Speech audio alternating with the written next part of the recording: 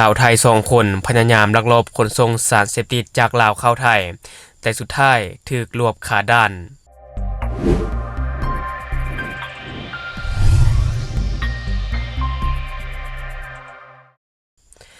สบายดีท่านผู้ชมยินดีต้อนรับเข้าสู่รายการ Talk the New และในมื้อนี้เองข้าพเจ้าจะมารายงานข่าวใหญ่เกี่ยวกับการสกัดกั้นยาเสพติดข้ามชาติอยู่บริเวณชายแดนลาวไทยซึ่งว่าข่าวตัวนี้ข้าพเจ้าจะมาจากเพจสำนักข่าว CIA ประเทศไทยซึ่งว่าเขาเจ้าก็ได้เขียนข่าวเอาไว้น่าสนใจก่อนอื่นเฮาไปเบิ่งในข่าวตัวนี้ก่อนที่ว่าศุลกากรหนองคายจับ2สาวขนเฮโรอีนรวม20กิโลกรัมผ่านด่านชายแดนคาดว่าแยกกันคนเพื่อลบสายตาเจ้าหน้าที่แต่สุดท้ายก็บ่รอดท่านผู้ชมซึ่งว่าเจ้าหน้าที่ได้รายงานการจับกลุ่มครั้งนี้ซึ่งว่าเกิดขึ้นในวันที่3พฤศจิกายน2025ที่ด่านชายแดนหนองคายโดยการประสานสมทบของกองทัพภาคที่2และหน่วยงานที่เกี่ยวข้องภายใต้การอำนวยการของหน่วยบัญชาการสกัดกั้นและปราบปรามยาเสพติดชายแดนภาคตะวันออกเฉียงเหนือซึ่งว่าการจับกลุ่มในครั้งนี้สามารถจับกลุ่มผู้ต้องหาได้ทั้งหมด2คนพร้อมของกลางยาเสพติดประเภทหนึ่งเฮโรอีนน้ำหนักรวม20กิโลกรัมสำหรับการจับกลุ่มในครั้งนี้แม้ได้ดำเนินการในเวลาใกล้เคียงกันอยู่ด่านพรมแดนความมิตรภาพไทยลาวแห่งที่1ก็คือเวียงจันทน์หนองคายสำหรับผู้ต้องหารายที่1แม่นางสาวเหลืองรองลัดนุ่มน้อยอายุ30ปีได้ถูกจับกลุ่มพร้อมของกลางเฮโรอีนประมาณ10กิโลกรัมซึ่งได้ซุกเสื่องในกระเป๋าเดินทาง2หน่วยซึ่งว่านางสาวเหลืองรองได้เดินทางมาด้วยรถแท็กซี่ส่วนบุคคลและผู้ต้องหารายที่2ซึ่งถูกจับกลุ่มในเวลาต่อมาแม่นางสาวอาริยาพงษ์สำลิดอายุ32ปีพร้อมของกลางเฮโรอีนประมาณ10กิโลกรัมที่ว่าได้ซุกเสื่องใส่กระเป๋าเดินทาง2หน่วยเช่นกันและก็ได้เดินทางมาโดยรถแท็กซี่อีก1คันแต่จุดสนใจของข่าวนี้ก็คือว่านอกจากจะมีการจับกลุ่มสาวไทย2คนแล้วก็ยังมีการจับสาวลาว1คนที่ว่าเป็นผู้ร่วมขบวนการจากการสืบสวนสอบสวนเบื้องต้นเจ้าหน้าที่ก็ได้ตั้งข้อสังเกตว่าผู้ต้องหาทั้ง2คนมีความเชื่อมโยงกับเครือข่ายค้ายาเสพติดเดียวกันแต่ว่ามีความตั้งใจที่จะแยกกันขนส่งยาเสพติดเข้าประเทศเพื่อหลีกเลี่ยงการกดค้นของเจ้าหน้าที่และสร้างความสับสนให้แก่ชุดสกัดกั้นบริเวณชายแดนซึ่งว่าปัจจุบันนี้เจ้าหน้าที่ก็ได้ทำการควบคุมตัวผู้ต้องหาทั้ง2คนพร้อมของกลางทั้งหมดเฮโรอีนประมาณ20กิโลกรัมส่งให้กับพนักงานสอบสวนสถานีตำรวจอำเภอเมืองหนองคายเพื่อดำเนินคดีตามระเบียบกฎหมายต่อไปซึ่งว่าเหตุการณ์นี้มันก็แสดงให้เห็นถึงความเข้มงวดของเจ้าหน้าที่การสกัดกั้นขบวนการค้ายาข้ามชาติและความพยายามในการปกป้องชายแดนจากสิ่งเสพติดทุกรูปแบบซึ่งว่าก็มีทุกรูปแบบเช่นกันที่ว่าพยายามลักลอบขนส่งเข้าไปไทยนะท่านผู้ชมซึ่งว่าในช่วงที่ผ่านมานี่มันก็จะมีให้เห็นดุๆอยู่ในการลักลอบขนส่งสารเสพติดจากลาวเข้าไทยหรือว่าจากประเทศอื่นเข้าไทยมันก็มีเช่นกันเนาะแต่ว่าก็บ่รู้รอดสายตาเจ้าหน้าที่ไปได้เพราะว่าเจ้าหน้าที่ของไทยนี่ถือว่ามีความเข้มงวดท่านผู้ชมถ้าว่าท่านผู้ชมติดตามข่าวนี้จะรู้สึกว่าเจ้าหน้าที่ไทยสามารถจับกลุ่มยาเสพติดหรือว่าคนลักลอบเข้าเมืองได้ตลอดและในการจับกลุ่มแต่ละครั้งเจ้าหน้าที่ของไทยก็ได้มีการเผยแพร่ต่อสื่อสาธารณะหรือว่าเผยแพร่ผลงานในการปฏิบัติการแต่ละครั้งนะท่านผู้ชมอันนี้ก็ถือว่าเฮ็ดให้หลายๆคนก็ได้รับรู้ถึงการเฮ็ดเวียกของเจ้าหน้าที่อันนี้ก็ถือว่าเป็นเรื่องที่น่าชื่นชม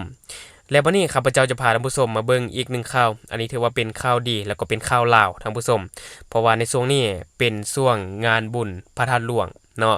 พระธาตุหลวงอยู่นครหลวงเวียงจันทน์นี่แหละถ้าว่าท่านผู้ชมมาเที่ยวก็น่าจะเหมาะแล้วในช่วงนี้เพราะว่าหลายคนก็มาเที่ยวเช่นกันว่าจะเป็นทั้งภายในแล้วก็ต่างประเทศเขาจะมักมาเที่ยวงานบุญพระธาตุหลวงเวียงจันทน์เนาะเพราะว่ามันเป็นงานบุญที่ใหญ่แต่ว่าก็ต้องมีความระมัดระวังต่างๆเนาะเพราะว่ากลุ่มโจรมันก็จะมักระบาดในช่วงนี้และวันนี้ข้าพเจ้าจะมาเบิ่งพลเมืองดีท่านผู้ชมเนาะพลเมืองดีที่ว่าได้เก็บกระเป๋าเนาะหรือว่าได้เก็บกระเป๋าของบุคคลเนาะของประชาชนที่ว่าเฮ็ดตกเหี่ยเอาไว้ซึ่งว่าข่าวตัวนี้ข้าพเจ้าจะมาจากเพจโทรโข่งก็คือว่าเขาเจ้าได้เขียนเอาไว้แนวนี้ในตอนค่ำของวันที่3พฤศจิกายน2025มีพลเมืองดีและเจ้าหน้าที่ปกสได้นำเอากระเป๋าสีดำซึ่งมีเงินจำนวนหนึ่งและก็มีโทรศัพท์ที่พบเห็นตกเหี่ยในงานบุญนมัสการพระธาตุหลวงเวียงจันทน์และได้นำมาประกาศเข้าไป และได้นำมาประกาศกับคณะกรรมการโฆษณาประชาสัมพันธ์เพื่อซอกหาเจ้าของที่เฮ็ดตกเหี้ยซึ่งในปัจจุบันนี้แม่นได้พบเห็นเจ้าของกระเป๋าและเจ้าของโทรศัพท์โดยได้มอบให้คืนแล้วซึ่งว่าข่าวนี้หลายคนก็เข้าไปแสดงความคิดเห็นต่างๆนานาเนาะถือว่าเป็นเรื่องที่ดีที่ว่ายังมีพลเมืองดีแบบนี้อยู่ท่านผู้ชมอันนี้ถือว่าควรเอาเป็นแบบอย่างเนาะบ่แม่นว่าเห็นตกแล้วมีเงินจับเอาไว้เลย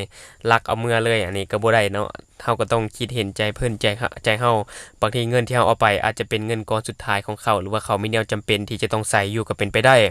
ทางดีแล้วบ่แม่นของเฮาบ่เอาดีกว่าเนาะและสุดท้ายนี้ทางช่อง Talk the Nail ของเราก็อยากเชิญชวนว่าจะเป็นพี่น้องลาวแล้วก็ทั้งภายในและต่างประเทศอยากให้เข้ามาเที่ยวบุญนมัสการพระธาตุหลวงเวียงจันทน์เนาะเพราะว่าเป็นงานที่ใหญ่หลายคนก็เข้าไปตะโฮมกันว่าจะเป็นคนดังต่างๆเน็ตไอดอลของเราหรือว่าบูธต่างๆอาหารต่างๆเนาะเขาก็มักจะมาลงในงานนี้เพราะว่าหลายๆคนก็อยากไปเที่ยวจะได้ก็อยากเชิญชวนให้ทุกๆคนมาเที่ยวม่วนซื่นนํกันเนาะเพราะว่าข้าพเจ้าก็อยู่ในนครหลวงเวียงจันทน์นี่แหละแต่ว่ายังบ่ได้ไปเที่ยวเทื่อบางที่ก็มื้ออื่นเนาะประมาณวันที่4วันที่4พฤศจิกเนาะบางทีจะลองไปเลาะเบิ่งยินเขาเจ้าว่าค่าจอดรถแพงเนาะมันก็มีดราม่าต่างๆนานาแต่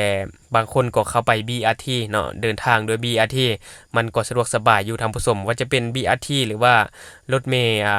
รถเมล์โดยสารทั่วไปก็มีคือกันเนาะรถเมล์ประจำทางอันนี้ก็ถือว่าเป็นเรื่องที่ดีเฮ็ดให้สะดวกสบายในการสัญจรบางคนก็บ่ต้องเอารถส่วนตัวไปเนาะสามารถขึ้นรถเมล์ประจำทางได้หรือว่า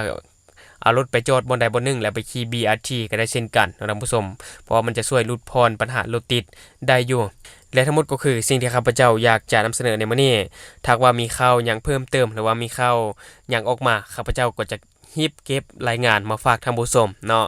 อย่าลืมท่านผู้ชมผู้ใดที่เบิ่งคลิปของเฮาแล้วยังบ่ได้กดติดตามช่องยังบ่ได้กดกระดิ่งแจ้งเตือนก็อย่าลืมไปกดเพื่อเป็นกำลังใจให้ข้าพเจ้าได้ผลิตคลิปดีๆแบบนี้ออกมาเรื่อยๆหรือสำหรับท่านผู้ชมคนใดอยากตามนิติเตียนก็สามารถฝากไว้ได้ใต้คอมเมนต์ของเฮาแล้วจะเข้าไปอ่านแลกเปลี่ยนประสบการณ์นํกันอย่าลืมสนับสนุนกันโดยการกดติดตามช่องขอขอบใจ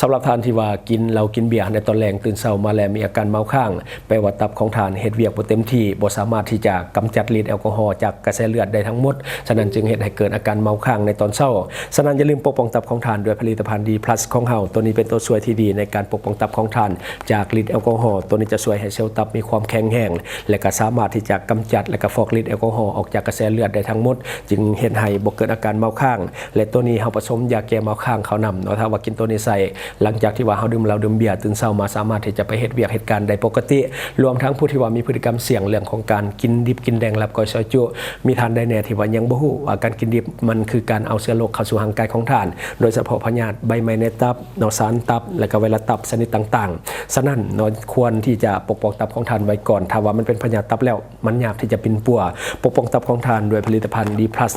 ของเฮาเนาะตัวนี้2 in 1ก็คือปกป้องตับจากฤทธิ์แอลกอฮอล์และก็ตัวที่2ก็คือปกป้องตับจากเชื้อพยาธิที่มาจากอาหารดิบและที่สำคัญกว่านั้นก็คือเป็นยาแก้เมาค้างในตัวนี้กินแล้วเห็นผลดีปกป้องตับและแก้เมาค้างในตัวเดียวกันรสชาติดีกลิ่นหอมกินง่าย